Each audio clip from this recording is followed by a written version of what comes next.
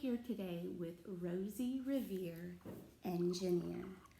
And the author is Andrea Beatty, and it's illustrated by David Roberts. As you can hear by how excited she is, this is one of Cookie Dough's favorites. There's our title page with the title of the book, Rosie Revere, Engineer. And it's written by Andrea Beatty and illustrated by David Roberts. You can't eat the book, I'm sorry. This is the story of Rosie Revere, who dreamed of becoming a great engineer. In Lila Greer's classroom at Blue River Creek, young Rosie sat shyly, not daring to speak. Look at all the different friends.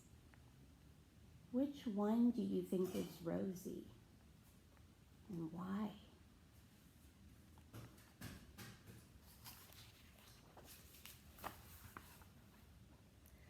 But when no one saw her, she peeked in the trash for treasures to add to her engineer stash.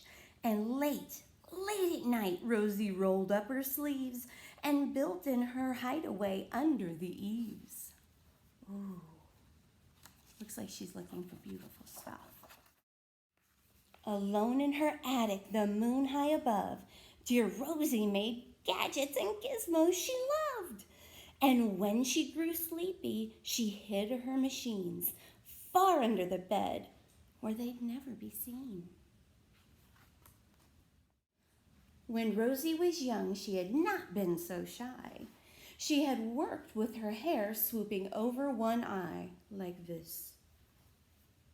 Oh, that's really hard to actually see.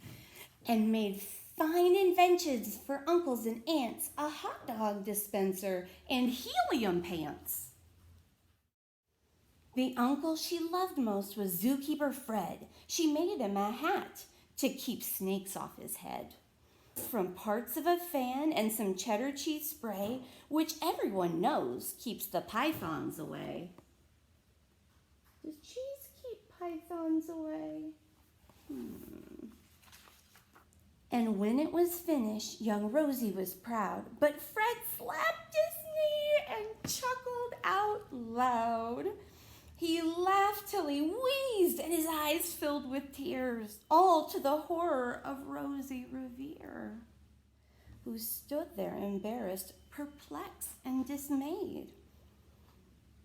She looked at the cheese hat and then looked away.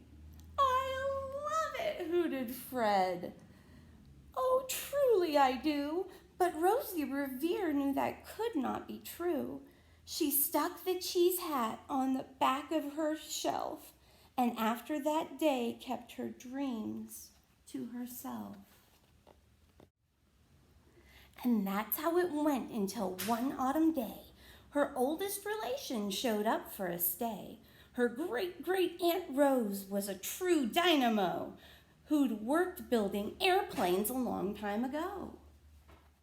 She told Rosie tales of the things she had done and goals she had checked off her list one by one.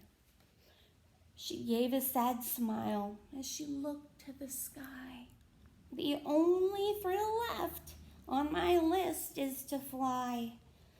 But time never lingers as long as it seems. I'll check that one up till an old lady's dreams." That night, as Rosie lay wide-eyed in bed, a daring idea crept into her head. She could build a gizmo to help her aunt fly. She looked at the cheese hat and said, "No, not I." But questions are tricky and some hold on tight. And this one kept Rosie awake through the night. So when dawn approached and the streaks lit the sky, young Rosie knew just how to make her aunt fly.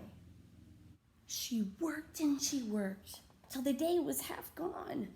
Then she hauled her cheese copter out onto the lawn to give her invention a test just to see the ridiculous flop it might turn out to be.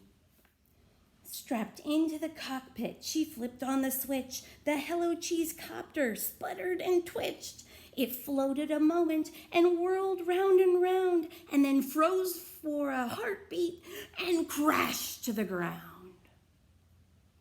Then Rosie heard laughter and turned round to see the old woman laughing and slapping her knee. She laughed till she wheezed and her eyes filled with tears, all to the horror of Rosie Revere, who thought, "Oh no, never, not ever again will I try to build something to sputter or spin, or build with a lever, a switch, or a gear, and never will I be a great engineer." She turned round to leave, but then Great-Great-Aunt Rose grabbed hold of young Rosie and pulled her in close and hugged her and kissed her and started to cry. "You did it! Hooray! It's the perfect first try. This great flop is over. It's time for the next." Young Rosie was baffled, embarrassed, perplexed.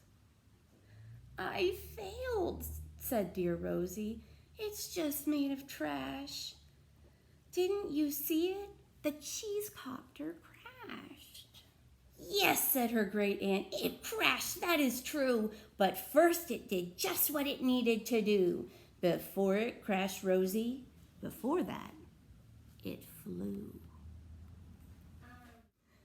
"Your brilliant first flop was a raging success. Come on, let's get busy and on to the next."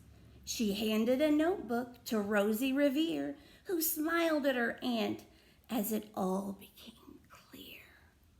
Life might have its failures, but this was not it. The only true failure can come if you quit.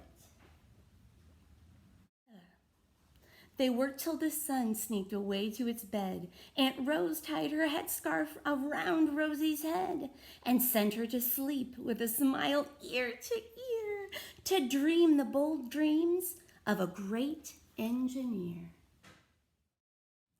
At Blue River Creek, all the kids in grade 2 built gizmos and gadgets and doohickeys too. With each perfect failure, they all stand and cheer, but none quite as proudly as Rosie Revere. What happened at the end?